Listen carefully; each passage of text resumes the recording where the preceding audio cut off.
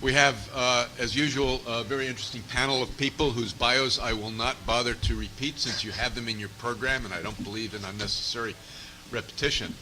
But I'm sad to say that the subject of this panel makes me nostalgic because for about 10 years between my senior year in college when I wrote my undergraduate thesis on police systems in Vietnam and how they related to counterinsurgency, and the publication of a book that I have my name on called The Irony of Vietnam 10 years later, I did a lot of research and work on what happened in Vietnam and why.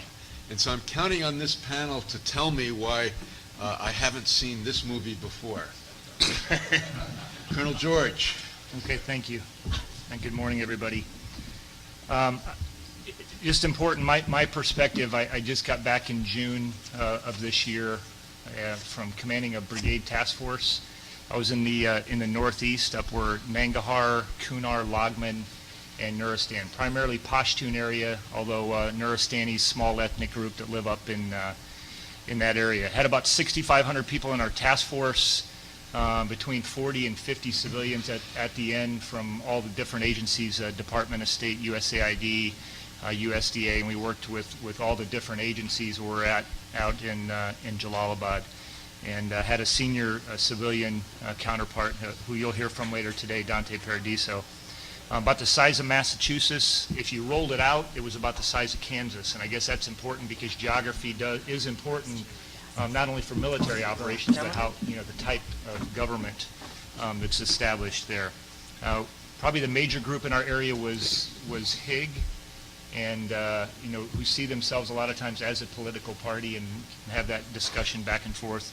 Also HIC, TNSM, TTP, Taliban, and various groups, and then we could go into great detail when we talk about the tribes. My paradigm as an Army officer is the President decides that Afghanistan is important to our national interests, then what my job is, or our job is to figure out how to be successful in that when he gives that, and give that back to him. So I believe that. I want to dispel, I'm going to give 5 myths today, and I want to dispel the overall myth that Afghanistan is a lost cause in the way that we are currently pursuing it. So that's what the 5 myths that I will go. And I really won't divide. I hear a lot of people talking about political and the military, and I think some of the things that we're doing now with actually having all these, everybody embedded, is that you really can't divide political and military. And I'm going to give you some examples of why they're basically all interlinked in Afghanistan. Okay, myth number 1 that I'm going to share with you is that we can't or shouldn't work with the tribes. Now you hear this a lot. You hear a lot of people say we can't work with the tribes because the tribes are duplicitous. It's too complicated. And what I found in Afghanistan is that that's just a facet of that society. It is the tribes that control the resources, the timber, gems, marble. They are respected in that society, and so you really can't. Even the government leaders, I know every time there was a problem anywhere in our area, the first thing that was suggested was that they were going to pull together a jirga, and that consisted of the tribal members. And where it got complicated was deciding which one of those that they were actually going to invite. The Shinwari tribe, for example, was something that we worked with. They are in the southeast portion of Nangarhar. It's about close to 1 million strong tribe, and they do control their area. They denounced the Taliban. They denounced drugs, and the one thing that they were really focused on, which was a threat at the time to the government, was that they wanted to have a say in who were the local government officials. And I would argue that is, and we'll get to the government and several of this, the real issue there that people are rejecting is local government. And by not allowing the tribes to have a say in who is at the local government is causing problems. Okay, myth number 2 is that the quantity of ANSF trained is the most critical ingredient. And I bring that up, and people even read in Bob Woodward's most recent book, they talk about numbers, or they put 400,000.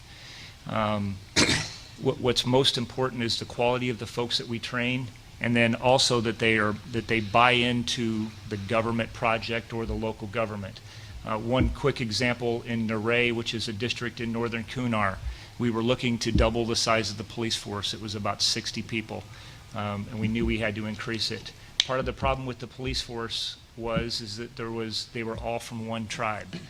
There was 2 tribes that dominated that district, plus there were Gujars and Kuchis, which are the nomadic tribes that live up into that area.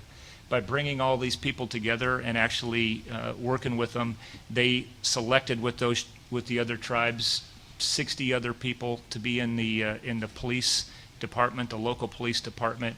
And so really what we did is right-size the police based on the situation that was on the ground, and that had a lot to do with political accommodation. So it gets back to the political and military. I think that you can say, well, just hire some people. Actually, what's going to be a part of reconciliation, and I think you're seeing that right now with what General Petraeus has been doing with the local tribes, is who you hire is very critical and how they're hired. So that will be part of political accommodation and reconciliation. Number 3 is that myth is that reconciliation with the Taliban is going to stabilize Afghanistan. And I bring that up because the Taliban is not a monolithic enemy, or it's used oftentimes as monolithic. And we found in our area, although there was Taliban, you're looking at HIC and all the other groups that I mentioned before, Jamaat Islami, just all the different groups that are there that are going to cause us to have, that we're going to be forced as part of reconciliation and finding solutions, is that we're going to have to work with these various groups. And like I said, in our area, it was predominantly HIG, about 75%. If you ask the people who they aligned with, it was HIG in our area. And so I think that it's going to look a little bit different based on regions as how some of this political accommodation takes place, but it's not just the Taliban. Okay, myth number 4 is that kinetic operations are not part of a large part of COIN. We've heard a lot recently talking about kinetic operations, that there's too many kinetic operations that are happening right now, or the focus is on counterterrorism. And to be truthful, a very large portion of COIN is kinetic operations. It has to be. One thing that you cannot do, and we have run into this problem on occasion in Afghanistan with the locals, is when they would see that we are not dealing with the enemy, somebody who is harassing a village, who is trying to come in and implement their own form of justice, and we're not going after those people, then we are seen as weak, or in a lot of cases they thought we were allowing it to happen. So it does make a big difference. It was a CIVCAS study when people came over. I think it was Sarah Sewell who came over to Afghanistan last winter, and I think one thing she was surprised to hear was that actually they were in areas asking us to do more kinetic operations to take care of the enemy, and so I think that that's a very important part. And then myth number 5, and this gets at the government piece, is that because I've read a lot about this lately, is having Karzai as president and our partner dooms our mission. And I think that gets back to the whole government piece. I think it's commonly recognized that power is going to have to be devolved, some from the center. And that's how the society is going to work, in some way, a decentralized portion. And so I think reconciliation is going to start to force some of that. Really what people want locally, and that's what they're fighting against, is their local district sub-governors and local police and the corruption at the local level. That's what they see. Kabul is not really a psychological center of gravity, the same as what we saw in Iraq, where people were really focused on Baghdad. They're not as focused on it in Kabul. And so I think what we need to do is really focus on building the kind of government that's going to last over there. And that's really what counterinsurgency is a comprehensive strategy to make sure that we are not dismantling and defeating the Taliban, but also then providing an environment where it's not going to allow terrorist safe havens. So I really see what's going to, rather than a lost cause, what's most likely is that we will maintain a central government, but power will be devolved some from the center as part of reconciliation and political accommodation. The center will still control donor funding and will also the Afghan National Army and the ANCOP. But I do think that Afghanistan is not a lost cause and that it can work and it's going to take some time with our current strategy. Thank you. Austin Long. Thanks. I'm going to touch on a couple of, I think, macro issues that affect counterinsurgency. I don't think Afghanistan is a lost cause at all, but I think, less sanguine than Colonel George is about the prospects. So I want to touch on two macro issues, the possibility of potential alternative strategies, and that'll be the first half of my remarks. And the second, I'm going to talk at the micro level, some observations from Cochra's district in Kandahar province, where I spent time this past June, just to give you a little bit of the feel for facts on the ground, at least in one small but important segment of the war. So, I think there are some myths as well, not just about Afghanistan, but about counterinsurgency generally. And I think one of the most problematic from a policy standpoint at this point is the myth of American agency in these conflicts. And I don't mean the agency that's located off Chainbridge Road in Northern Virginia, though it does play a role. I mean agency in the ability to affect events on the ground, and particularly people's perceptions on the ground, as well as people's preferences on the ground. So right now, I think in certain segments of the U.S. government, there's an idea that we have a recipe for what counterinsurgency is.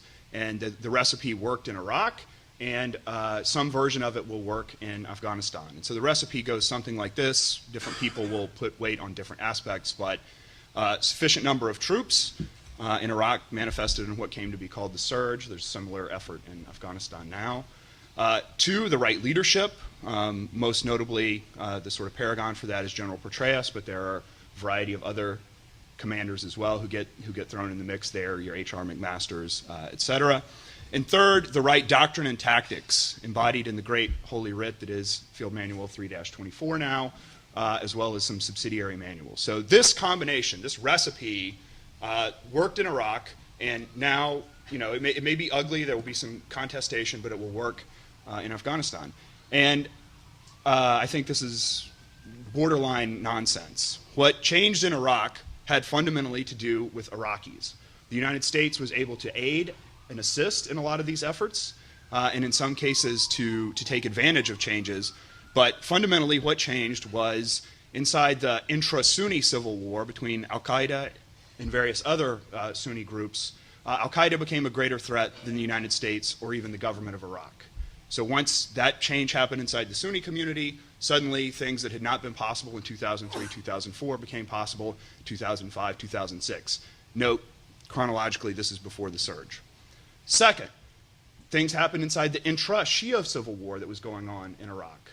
The Maliki government had been quite weak until finally some decisions were made about how to confront and deal with the Mahdi Army, one of the main Shia militia groups, which had been fighting against not just the United States, but also other Shia factions inside Iraq. So once the Maliki government was empowered and decided, along with other Shia groups, to take on the Mahdi Army, that changed a big dynamic. And finally, I don't put as much weight on this, but other people do, there was a realization amongst Sunnis, particularly around Baghdad, that they were on the losing end of a civil war anyway. So this inter-ethnic or inter-sectarian civil war came to some resolution as well. The United States was able to take certain actions that took advantage of these changing dynamics, but the fundamental fact is we caused none of them. So it was not this magic recipe on three fronts. Instead, it was right place, right time. Certainly I give credit to General Petraeus. More troops helped. A lot of these things were important, but they did not fundamentally alter the dynamics. So the question we have to ask ourselves in terms of agency going forward is, what dynamics that have made Afghanistan so troubling over the past 9 years are going to change in the near-term future, that is to say the next 1 to 3 years? I don't see much prospect for change on that, and I'll touch on the reasons why next when I talk about the related concept of leverage. You hear a lot about leverage in counterinsurgency conflicts. I think in Afghanistan there are two main actors the United States needs to apply leverage to. unfortunately, we have little prospect of being able to do so. The first is the Karzai government itself. I disagree somewhat with Ambassador Khalilzad. He suggests that it's merely a matter of talking to one guy, sitting in a room, maybe staring at each other's souls a little bit. I think that's nonsense. The Karzai is clearly the first among equals in his government, but there are many other factions. But the fundamental problem the United States faces with that government is that it has the credible threat to commit suicide, and the United States cannot abide that. We care more about the stability of Afghanistan than many in the government do. And as long as that's true, we have no threat to do the things we could do to apply leverage. As the ambassador mentioned, we essentially pay for everything that the government does. Unless we have a credible threat to cut that off, what leverage do we have? We have no credible threat to cut that off, so every time we talk to him, yap at Karzai, he sort of nods his head and goes about his business because he has no reason to believe we would ever leave, despite what Ambassador Khalilzad said. Second, and I think even more important, there's the relationship with Pakistan, where we have even less leverage. The ambassador was very diplomatic, as you would expect with someone at the rank of ambassador. I'm not so diplomatic. He said the relationship with Pakistan was complex. I think it's more fair to say that, Dick touched on Vietnam. We have the relationship with Pakistan that we would have had with North Vietnam if 90% of our supplies were going through North Vietnam into South Vietnam. This is a real problem because the enemy we are facing in southern and eastern Afghanistan is primarily supported and has sanctuary in Pakistan. Don't be fooled that there are rogue elements of ISI supporting different groups in Afghanistan. The action arm of the Pakistani state inside of Afghanistan is the Haqqani network. The Quetta Taliban to a lesser extent, HIG probably least of all, but fundamentally Pakistan is at the root of all of this. You can understand why. I don't hold it against them. This is their backyard. They want to have influence. But the reality is, unless that changes, we're going to have a very hard time succeeding in Afghanistan. And when 90% of your supplies go through that country, the number is coming down thanks to the northern route, but it's still fundamentally coming through Pakistan. And when you need their help against al-Qaeda, and when you are afraid of the Pakistani state collapsing, which I think is unlikely at this point, but is still possible, particularly if we cut our support to them, because they might lose control of their nuclear weapons, et cetera, you're going to have a very hard time getting leverage over them. So I think our leverage in this situation is extraordinarily limited. Absent leverage over those two major actors in this conflict, I'm not very sanguine about the prospects for success. So that's the macro level and why I'm pessimistic. I think we should look, I think Colonel George is absolutely right. When a military officer is given a mission, he has to try and do the best he can with it. I think we need to rethink whether counterinsurgency is actually the best way to achieve the United States national security goals in Afghanistan. I've been a proponent of what the Vice President has called the counterterrorism option. I think there are perhaps other options, and we can talk about that in Q&A. I won't belabor that point. But I think there are other things that the United States can do to reach its fairly modest national security goals that don't involve this massive enterprise and the loss of life and expenditure of treasure that goes with it. All right, briefly on Cockres. Cockres, for those of you who don't hang out in Kandahar, is northwest of Kandahar city. It's sort of the hinterland of Kandahar, but it's important because it's been one of the main areas where the Taliban has been able to move through and use as a staging area for attacks into more populated parts of the province along the Arghandab River, like Kandahar City and like Arghandab District. When I was there this past June, the United States Special Forces had moved in what's called a Village Stability Platform. It used to be termed the Local Defense Initiative or the Community Defense Initiative. This program, which I think is useful in a variety of ways, I think there are others that see it as a path to more militias, but I think it's actually pretty useful, puts a Special Forces team, in this case an Afghan Special Forces team, a U.S. Special Forces team, some civil affairs, some psychological operations, et cetera, into a community. So they don't live on even, certainly they don't live on a big base. They don't even live in what's called a combat outpost. This team lived in a school that the Japanese had built in 2003 that the Taliban had ransacked. And so they moved into this school. Literally across the wadi to the west was a village. There was another village to the north, about 700 meters. There was another village to the south, about 800 meters. So this is about as close to the community as you can get. The intent of this program is to create what's termed a stability bubble around the village by building a community defense force and providing development. I think the team that was in place to do this in Cockres was the best possible team you could have asked for. The Special Forces team captain on the American side was the kind of guy who could walk around any of the villages in his area of operations and tell you the life story of everybody he saw. That guy's a settled coochie. I really like him, even though he has the weirdest belly I've ever seen on a human being. This guy is he's an orphan because his family was killed this way, etc. So the best guy you could possibly ask for. Unfortunately, back to my major theme of the limits of American agency, the U.S. Special Forces don't run COCRES. The guy who does is the district sub-governor. He's a Papalzai, not coincidentally the tribe of Karzai. The chief of police was his brother, also a Papalzai. You can imagine where the sort of locus of power was in that district. And it was no great shock to anyone that most of the insurgents were drawn from the rival Al-Kozai tribe, a tribe that in other parts of Kandahar is actually relatively anti-Taliban. In this case, though, because they were shut out of essentially all sources of government power, they were pretty reluctant to support the government. This isn't a deep shock. So the question was, how do you replace this guy? Second, most of the other leadership outside of the Papalzai had fled from COCRES. They were all in Kandahar city. Everybody that left was essentially a sharecropper.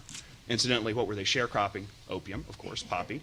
But it is what it is. I missed the harvest by a couple of weeks. It was apparently quite beautiful before that. But the problem was that there was no real leadership. Absent leadership outside of this Papalzai administration, there was going to be a hard time developing this community defense force. People were actually welcoming the Americans. They appreciated the development aid the Americans were bringing at the local level, rebuilding Karezes for irrigation, rebuilding wells, etc. But no one was going to stick their neck out, and there were few leaders to sort of provide the nucleus to do this. Now, I'll stop there, but just to say there are other places, even in Kandahar, where this has not been the case. Arghandab district, the adjacent district on the road to Kandahar city, has been quite different. There's been a much larger U.S. effort there, and the Al-Kozai tribe there has been much more welcoming of those efforts. But the question is, and I'll leave it here, is most of Afghanistan, particularly in the south and the east, more like COCRES, or is it more like Arghandab? I certainly hope it's more like Arghandab, but my fear is it's much more like COCRES. Thank you, Austin. Abe Wagner. All right, thanks very much, Dick. You've told me I got to limit this to 15 minutes, which is hard, but I'm going to even use even less and allow time for some questions.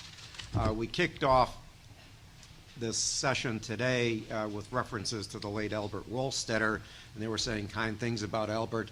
The last dinner I had with Albert, I was insulting him by telling him he had a large problem dealing with reality. I'm going to segue into this by saying one of the things I want to talk about is looking at Afghanistan and really dealing with reality. I'm going to not use any micro-level comments, but basically talk about some macro-level elements of the situation which I think are overriding, and then what some of the stated objectives are and why I believe they're either mythical or simply not achievable. One of the basic numbers is that the nation of Afghanistan, and I've spent a long time looking at that. Tony Cordesman and I did an extremely long book, which is not worth the money, looking at the Soviet operations in Afghanistan and what went on ever since. But in any event, you currently have a nation where somewhere around 28% of the entire population can read and write, which means illiteracy is the second highest in the entire planet. At the present time, although the ambassador passed over it a little at the end, you have an economy that's based about 75% on illicit drugs. The only other component of this economy, from a group that just came back and I met with, is essentially the administration of U.S. aid. If you put these things together and we start looking at the road ahead, let's talk a little about, we've spent 10 years and $52 billion in Afghanistan, fine. If we look ahead, what has this gotten us and where are we likely to be under any scenario in another 5 or 10 years, no matter what we do, what we surge, what we splurge, and what we do with the U.S. military, which I believe are among the finest that have ever worked on this planet, where are we going to be? Is it going to look any different? You can complain about the Karzai government, which I don't want to do because I don't think there's anybody better you're going to find to run a government there. But in a nation which is essentially illiterate, dependent on illicit drugs for their economy, and essentially is a mosaic of clans who have no use for a central government of any kind, you're not going to see anything that's a great deal different. If you ask yourself the question, if the United States had a GNP that was 75% dependent on prostitution, drugs, and gambling, our federal government would look like the Soprano family. Stop complaining about Karzai or thinking you're going to change this radically within the next 5 or 10 years, no matter how many troops you send in here and what you do at any local level. You are not going to create an economy that is based on the manufacture of cheap electronics, consumer textiles, or anything else other than illicit drugs. It simply is not going to happen. Nor are you going to change, you're doing some things at the margin. I mean, the world is not binary. It's not either or. It's really a world of marginal economics and marginal activities. And most of what you're hearing here, we've got schools here and schools there. We're working with this clan here. We're working with that clan there. Fine. But are you going to change the big numbers at a macro level in the next 5 or 10 years? And the answer is resoundingly no. If you back up and then look at, well, what are we doing and why are we there? Current president spent some months studying the situation with his war council. Almost a year to the day of today, he gave his West Point speech where he articulated, or was written for him, the objectives that he had for our government going forward in Afghanistan.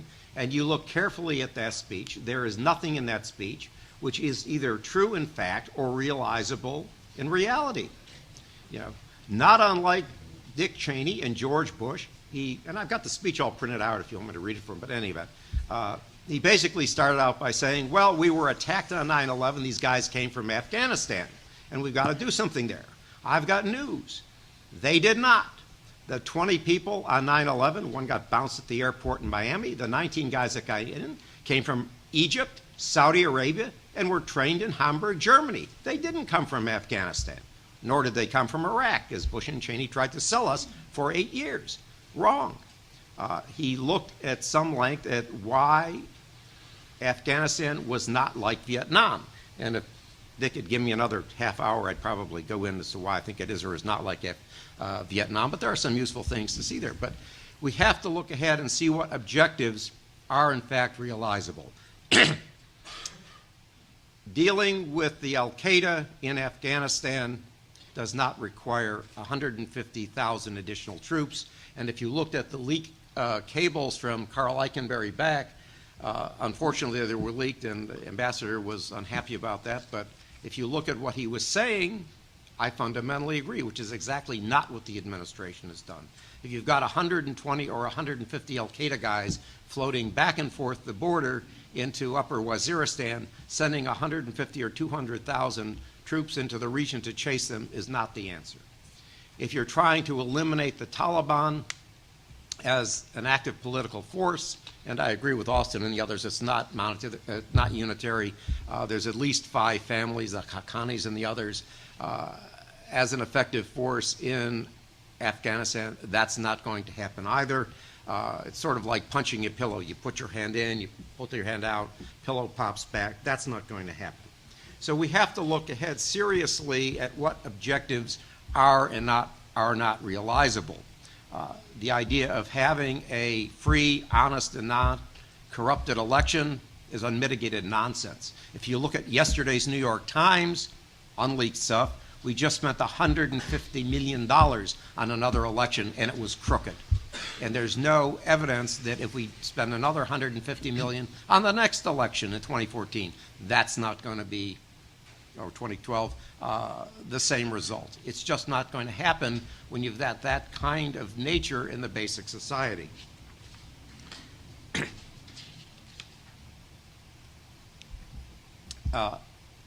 With regard to counterinsurgency, and I'll sort of wrap up here for a second, Austin, I think, is basically right. There is great debate over what counterinsurgency can and cannot do in any particular situation. What the history shows us, and a great deal has been written, counterinsurgency only works in very specialized circumstances where there are conditions that are conducive to its success. I don't think Afghanistan is really one of those cases. What we have going on, I believe, are some local situations where U.S. ISAF forces have in fact been able to make life better for some areas, some clans, and working with some locals that have had some success in making life better. Is this radically going to change the country, and is going to change things that will make a huge difference to U.S. national security in the next 5 to 10 years? I think absolutely not. Will it change the basic nature of government in Afghanistan in the next 5 to 10 years? Probably not. So then the question becomes, what is it worth to spend another $50 or $100 billion of U.S. funds that really makes an enormous difference to the security of this nation? And if I'll wrap up for 1 second, if we look back, why are we in Afghanistan? What real objective are we achieving that makes a fundamental difference to American security? You have to ask, what are the assumptions going in?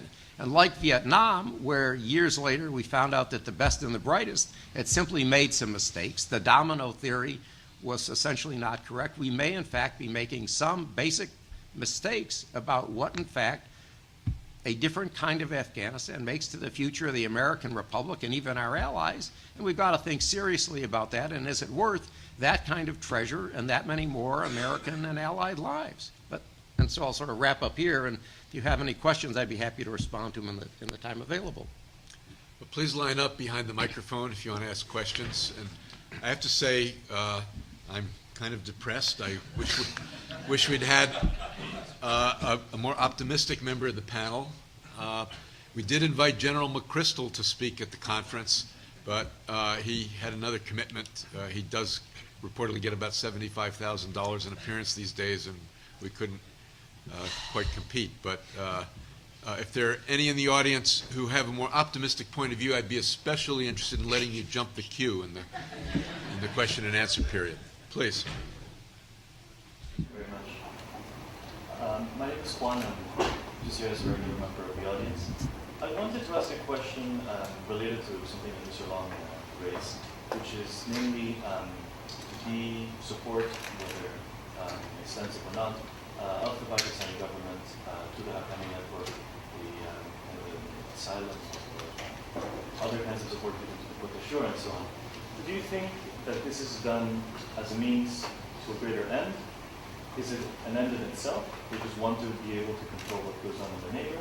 Or do you believe that it really is a response to their security concerns they have given their neighbor on the other side? And do you really believe, or do you believe at all, that there really are prospects for peace in Afghanistan without really addressing the broader regional problems? That's my question. We're going to have a whole panel on that, I believe, next. And Professor Fair, that's behind you in line there, is the expert on Pakistan, much more than I am. But from my perspective, I think it's all three.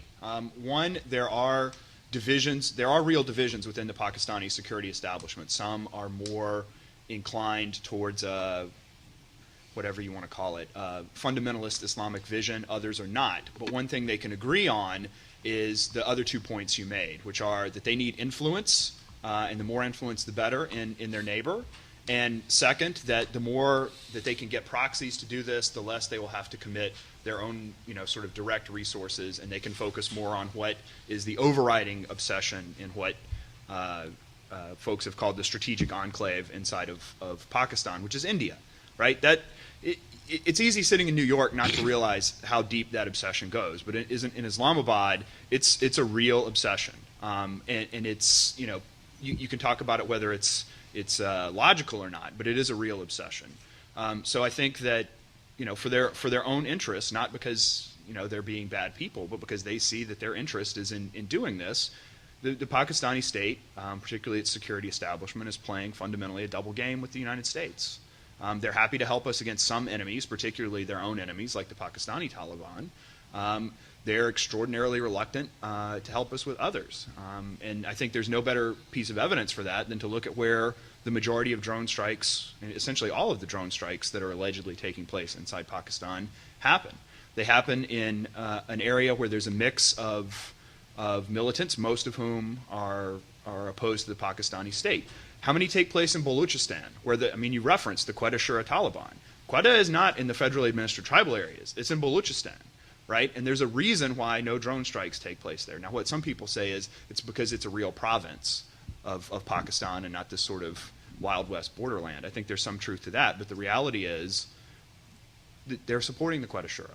Why would they let us strike them? The only exception to this is Haqqani, and that's just because the area where Haqqani is so mixed in with Al-Qaeda, with Pakistani Taliban, with all these other forces, that it would be very difficult for them to sort of do that. But you can look at where their own operations are. South Waziristan, they were absolutely gung-ho to go into eventually. North Waziristan, we're a little busy, we're tied down, whatever. That's not an accident, right? North Waziristan has been the Haqqani network's home for 30 years. This is not an accident at all. Randy and Abe, jump in at any point on these questions that you want to. Okay. Next. Gentlemen, this is a multi-tiered question. One, if I can have the audience a quick chronology of the reconstitution of the Afghan National Security Forces as you see it. And secondly, given that in the last decade we've chosen to reconstitute from the ground up two major national security forces, were there transferable lessons from the experience with the Iraqi national security forces to what we were able to apply to the Afghan situation? Obviously differences in society and everything, but how would you identify those lessons if they exist? If, just to give a preface to your answer, if you want a absolute detailed answer with a gazillion PowerPoint slides and text. Oh, no, not today, but, for your own. My colleague, Tony Cordesman, if you grab his stuff off the CSII website, you can get infinite colored PowerPoint slides, which has this in excruciating detail. And Austin, you probably want to tackle this for a second. Well, I'd like to give the floor to Randy. Colonel George, who actually is a military guy, but I have some thoughts. Please, go ahead. Yeah, I would just, and I briefly touched on that. I think we have taken lessons. I've spent a couple of tours in Iraq, and you do apply a lot of the same lessons. I mean, obviously, we're learning from what we're doing. One of the points that I brought out earlier, though, that I think you can't neglect is, and this gets back to, well, the military, if they just build the security forces and then we'll focus on the political problem, well, whatever the force is, they have to, a lot of that is the political problem, as I mentioned earlier. And so if they're buying into the government and you're training of a certain quality, I do think that those are the most important pieces to getting the security forces built up. I do think that we have done a lot more over the last year or so with General Caldwell, and there's been a real focus on that, and a lot of that has been the resources. There's been a lot more resources that have been focused in helping to train those. But that was a big focus of what we were doing over there. So I do think that the lessons have been applied. I guess one of my big concerns, it was true in Iraq as well, a little more muted now, is the politicization and sort of embedding of these deeper political and sectarian conflicts in the security forces. In Iraq, it was trying to reintegrate what were called former regime elements, people that had been in the former security establishment, principally Sunnis. That was a hard thing. Now it's reintegrating, or actually integrating, what are called Sons of Iraq, sort of folks that had worked with the United States as a paramilitary or quasi-military level. In Afghanistan, from my perception, it's, we intervened in a civil war in 2001. I don't know that many people sort of think of it that way, but that's what we did. There was an ongoing civil war, principally between Tajiks, Uzbeks, and Hazara, and the overwhelmingly Pashtun Taliban. We empowered the winners, and so there's a strong Tajik and, to a lesser extent, Uzbek and Hazara presence in Afghan security forces. And I think that's a problem going forward, particularly since some of the best and most reliable troops are Tajiks, and you're sending them to Pashtun areas. This is kind of a problem. So the Afghan Special Forces team, this is the elite of the elite inside the Afghan security forces, right? They've come from the commando battalion. They're given additional training to sort of try and bring them up to U.S. Special Forces standards. not a one of them, it's a 12-man team, not a one of them was Pashtun, right? The team leader was Tajik. Most of them were from a couple of specific provinces, Baghlan, Badakhshan, and they were good guys, and they were pretty awesome, but they were clearly not locals. I mean, they were more local than the American Special Forces team, but that's a problem. Now, to be fair, the sergeant major for all Afghan Special Forces was there with them because this was a very serious new deployment, and he was Pashtun, and he was awesome. If we had 1,000 of that dude, we would be doing really well.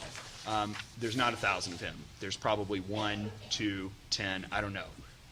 But the point is, I worry about that division inside Afghan security forces going forward.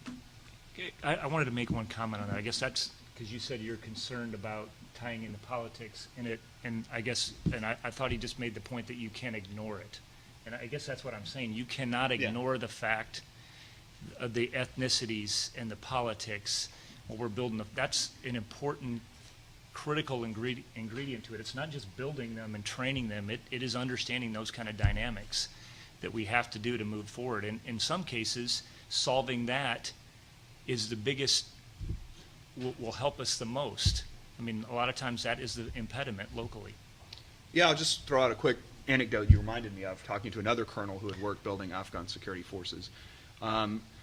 He had worked at the corps level, so one of the senior operational commands in Afghanistan in the West, and talking to the chief of staff for that corps, who was the principal guy he advised, whenever the actual commander was away and the chief of staff was sort of having to make decisions, he had to be extraordinarily cognizant of these dynamics. And he would say, I can't even fire, because he was not Pashtun, he's like, I can't fire a Pashtun captain, right? Even if he's a complete scumbag, because of this dynamic. And not that he actually couldn't, but there would be consequences. And so he had to wait for the boss to get back and brief the boss, and the boss, who was Pashtun, could sort of crack down on this guy. But that's, that was a few years ago, but that's the kind of stuff that I think Randy is talking to, and that I'm concerned about, is going forward, particularly as the American presence goes away, which it will at some point, 2014, 2018, 2070, at some point it's going away. That's the kind of stuff I worry about. We have a lot of people waiting. Abe, you want to? No, I'm just saying you've got a lot of people waiting. Well, no, I just wanted to get the next person in line, but if you have a comment, go ahead. There's time for your comment. The only comment I would make is, you need to focus on the macro level and not look at, what's happening at this village or that village. The question is, as you go forward, are you doing anything that's achieving a realizable overall objective that serves American purposes, and not simply focus on, micro level things? Right, so I also have a perhaps even more macro question. So Austin, by the way, I think several of us were just really thrilled to hear you say what many of us think, which is this counterinsurgency as framed actually undermines our interests. And maybe Biden was actually right. So let me. I know, it hurts me to say that too. I swear like a sailor. And so any VP that says like that has my vote. He's my people. Fair enough. But let me push your point a little bit further about the GLOCs. So perversely, one of my biggest critiques of this surge was we put 40,000 more troops, which actually meant that we handed Pakistan an even more powerful gun with which they can say, please give me more money before I shoot myself. It strikes me that we're making decisions in Afghanistan because of sunk costs and because we have troops there. But if we were to sort of, view this with the lens of history, 30 years out from now, and really view this from a macro level, is this not really a distraction, a side bump, a roadshow that is ultimately taking away our ability to focus on the real problem, which is Pakistan?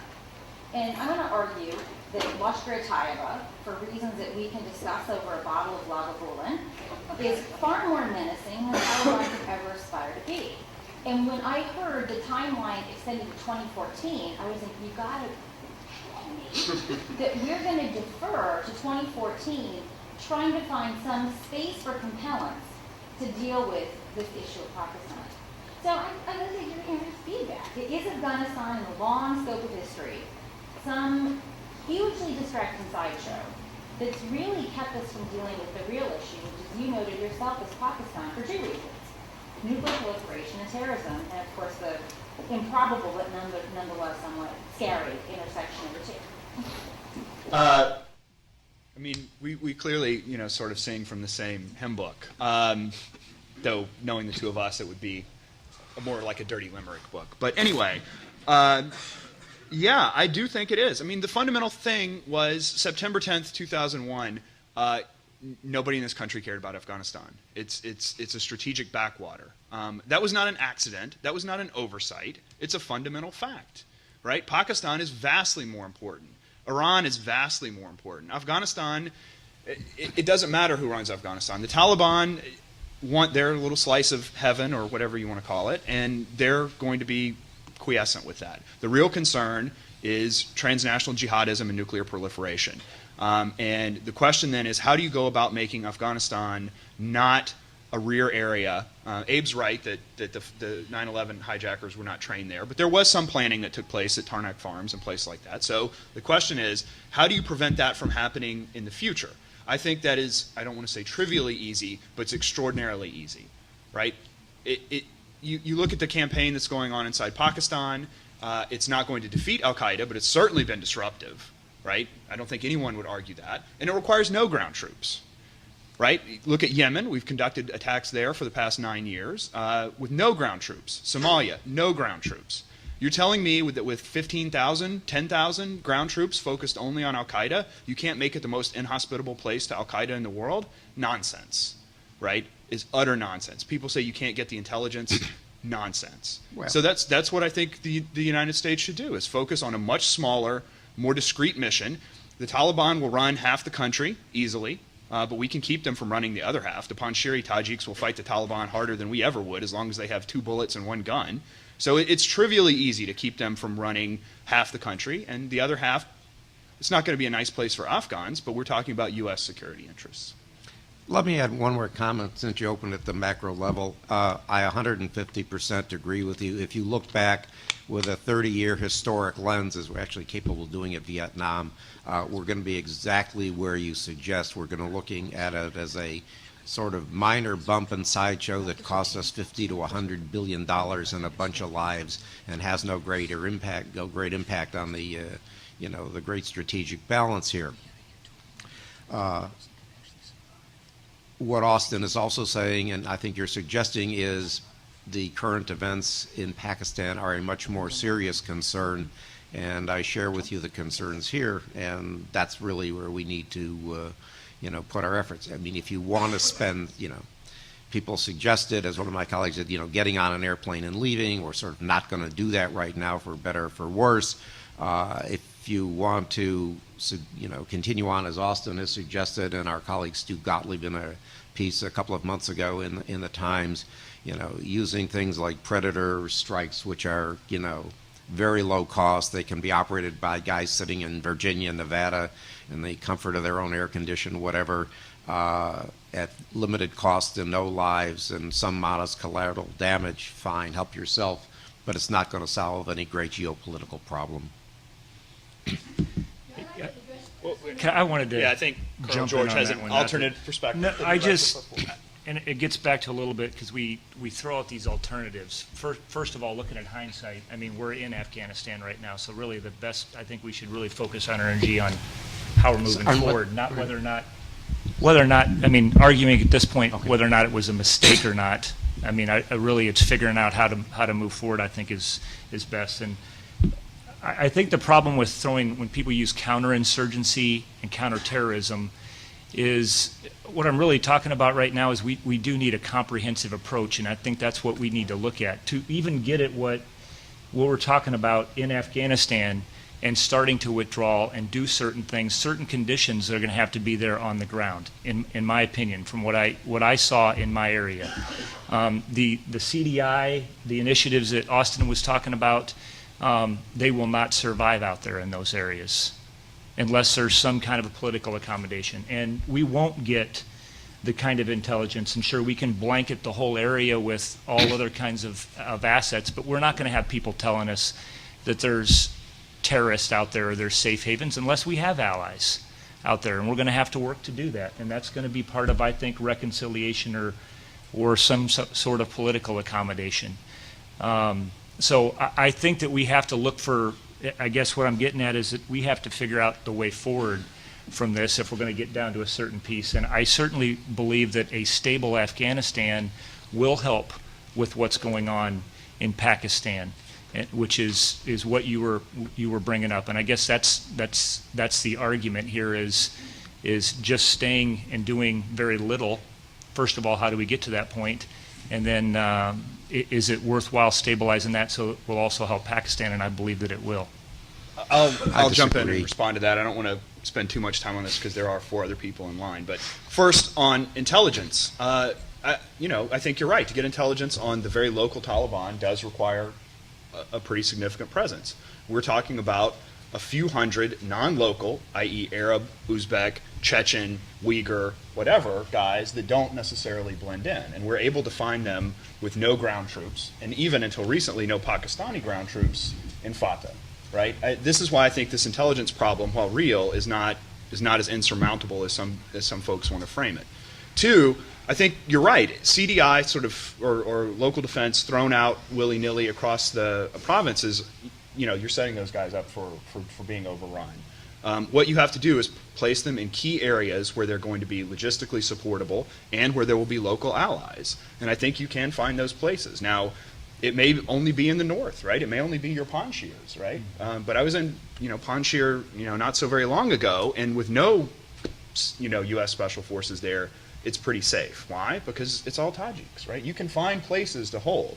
Even if you concede the entire Pashtun population of Afghanistan, which is a plurality, not a majority, to the Taliban, you're still going to hold, you picked a number, 40% of the country, 50, 60, and from there you can operate to do the kind of missions against al-Qaeda, in other words, the people that attacked us, that will be possible. So I agree that it cannot be done overnight. You're absolutely right. We can't just snap our fingers and be at this posture. But I think the question is, going forward, do we commit more and more resources or try and get on a much quicker glide path down to this level? I fundamentally agree with you, though. This is not something that can happen by next summer. Because then the real issue then is how long do we keep that footprint doing counterterrorism, and for how long?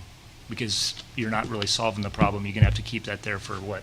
Then you're talking, is it 2070? And that's really the questions we need to ask. It certainly might be. But the question is, do you commit more and more resources to something that, as I said, I'm not very sanguine about and doesn't solve your al-Qaeda problem?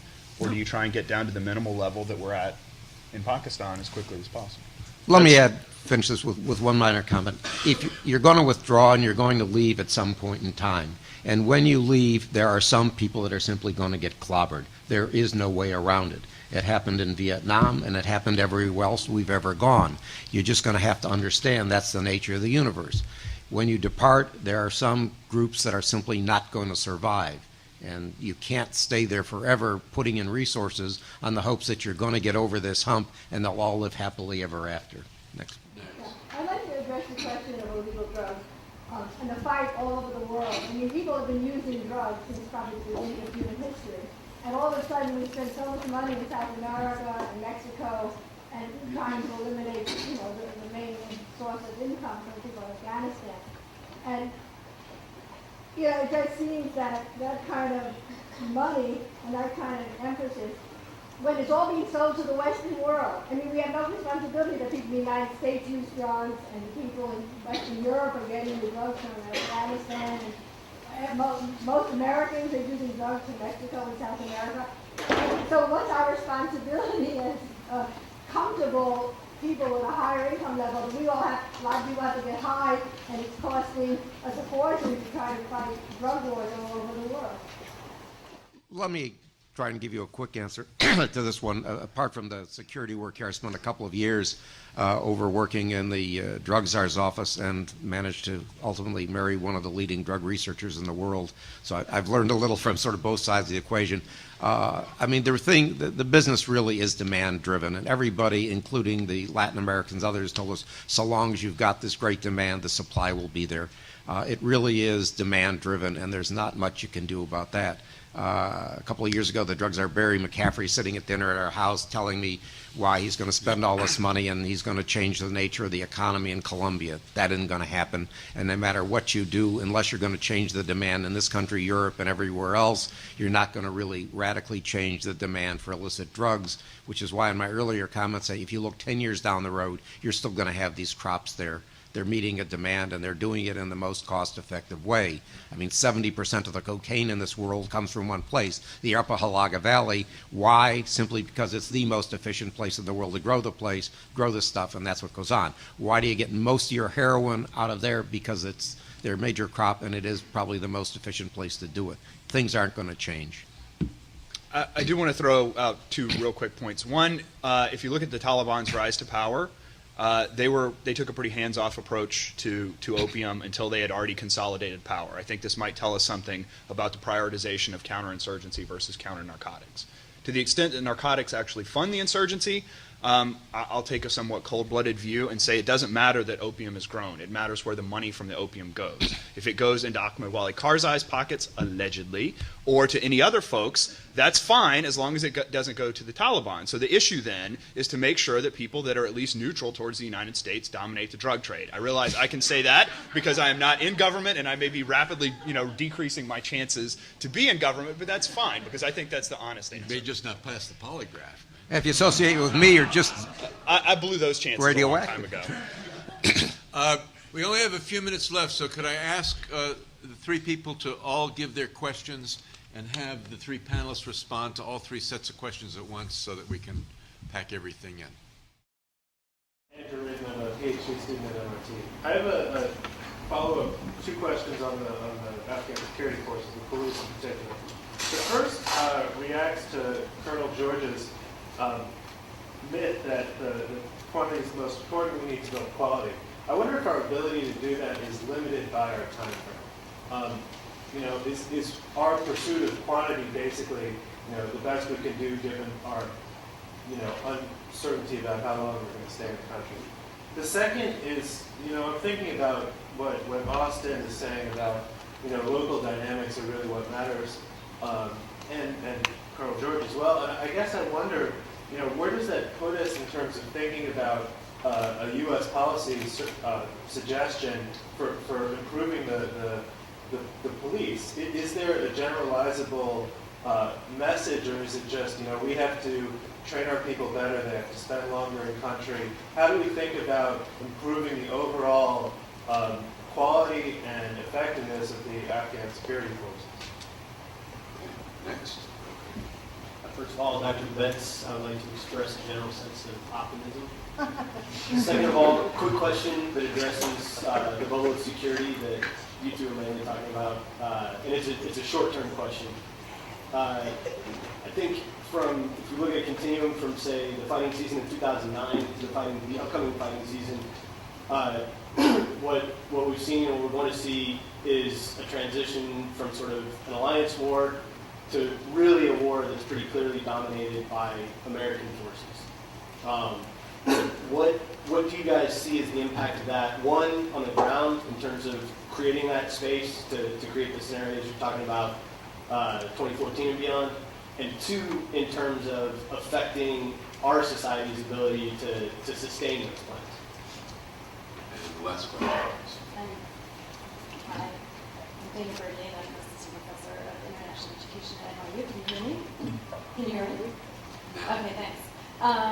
And I do research on education in Afghanistan, which is an area for optimism, I would point out. But my question is about development and counterinsurgency. How do you think those two things go together? A lot of NGOs are very upset, of course, about being included. A lot of them are upset about being included in the counterinsurgency strategy in Afghanistan. They say that the emphasis on quick impact and the lack of sustainability actually creates resentment and doesn't improve any of the goals listed for counterinsurgency, namely winning hearts and minds. How do you see these two things corresponding? That's my first question. My second question is very different. It's about the threat to Shura. What kind of evidence do we have that it actually exists? If it does exist, is it still there? How active might it be? And does it really play a role today in the Taliban decision? Thanks. Let's have final comments in reverse order. Abe? Well, you've raised a couple of important things, and one is tying the work of the NGOs and the others to a counterinsurgency strategy. You know, at a micro level, and I descend there for a couple of seconds, the NGOs that have been funded, I think by and large have been doing a phenomenal job in particular areas, in education and so forth. And, you know, to the extent we can extend funding on that, it's to the benefit of the country. It's not going to change the overall strategy or where it's going to get. I mean, you raised the hearts and minds terms, and unfortunately, Ambassador Comer, the architect of Vietnamization, who sort of coined this, if you don't get with it, and we're going to sort of burn your village down. Blowtorch Bob isn't around, and you really can't make that tie, and it's not going to happen. And it, no matter how much you do and how well we fund the NGOs, and Lord bless them, they're raising this 28% illiteracy to something greater. They're not going to get it that much closer to 100 or change the entire nature of the geopolitical situation in any near or medium term, and you really can't tie it to the counterinsurgency strategy. And I'll stop there. Austin? A bunch of good questions. In reverse order really quickly. How do we know QST still exists? You can go to Quetta, go to certain hotels, go to certain neighborhoods. You can find them. The real question, which I think is what was the subtext, was what is their actual relationship to facts on the ground in Afghanistan? And I think that is a little murkier. The Taliban is not, as everybody has noted, a sort of unified force in any means. So it's an open question to me. What would happen if negotiations with the sort of QST writ large happens in terms of facts on the ground? I think it would be significant, but maybe not to the point that Colonel George made as a myth, as significant as one would hope. Development and coin, I think, are intimately related. I understand the NGO's annoyance at being included, but particularly from the U.S. perspective, this is who we rely on to do things, right? Ambassador Khalilzad, mentioned USAID's truncation after Vietnam. They can't do any of this themselves. They have to rely on what they call implementing partners. Many of them are NGOs, some are not, some are the emerging development industrial complex, but that's who has to do it. So I think they're going to be implicated one way or another. I understand their frustration, but it is what it is. On the security bubble, the transition from alliance war to U.S. war. I think this actually, to your second point, is more important. This is going to become a primarily U.S. war very soon. Even our sort of toughest mates are starting to bail out on us. The Canadians had a hard fight in Kandahar beginning in 2006. They're throwing in the towel in the next year. I think we have the troops to do this, but it will mean more and more burden. It will also mean we will lose some of the insight that they have worked so hard to build up over the past 5 years. Now, they are willing to send folks. One of my good friends is going to work with Todd in Kandahar over the next year, who's Canadian, has been there since 2006. But I think that's where we'll really lose some capabilities is the insight that they've worked up over time. Hopefully we can hand that off, but it's very hard to pass insight from U.S. unit to U.S. unit when a rotation takes place. It's even harder, I think, to pass it multinationally. Quantity versus quality. I think Randy's right. It is the quality that matters. One, I think, in many cases would rather have 25,000 really committed, well-trained troops than 250,000 guys that run away as soon as the gunfire starts. But and steal the weapons. And steal the weapons and sell the bullets and all of that good stuff. But it is tough to build quality quickly. I mean, anybody in the special operations community will sort of tell you that as a truth, that right, you can't manufacture quality overnight. We probably can do better, but it's going to be tough. On the police at the local level, this is an insurmountable problem absent political change. The cops I dealt with in Cochrez this past summer, when we would go into a village and we would see the cops there, the SF guys would be like, what are they doing here? They must just be like bumming some food off these people because they are never here, right? Because that's not what they're about. So political change has to precede, I think, any improvement in the quality of local police. Now, there are plans to do things like transition in the elite ANCOP to Afghan National Civil Order Police on a temporary level while you can retrain these guys. But my point is, it's not a retraining problem, it's a political problem. If everybody's from the Papualzai tribe, it's a no-brainer that there's going to be some issues going forward. Randy? Yeah, I just touched, I think we've kind of beat the, as far as the quality versus the quantity, and it really is, it's going to be different region to region. Where you have political buy-in in certain areas, then you can really focus on quality because you've got the right mix. So it's just like Afghanistan, a very decentralized problem. I think that's how you're going to have to tackle it over there. But I would be encouraged by what's happening at the national level as far as building up other aspects of enablers, which is a lot of the other things that we're talking about that we would need to continue to prosecute any kind of action against terrorists in the future. I think the Quetta question was already answered, and the only thing I would add again is there's several other groups that are over there that sometimes we lose focus and we just get primarily focused on that one group. But as political accommodation, reconciliation, and all these are going to take place, you're going to have to look at a lot of different groups over there moving forward. It's on the development one, because we didn't talk about that much, is, a lot of people see Afghanistan as and seen it as a reconstruction problem. And that's kind of got to give us a lot of problems today. We looked at it that way for several years, and a lot of our money has really contributed to the problem.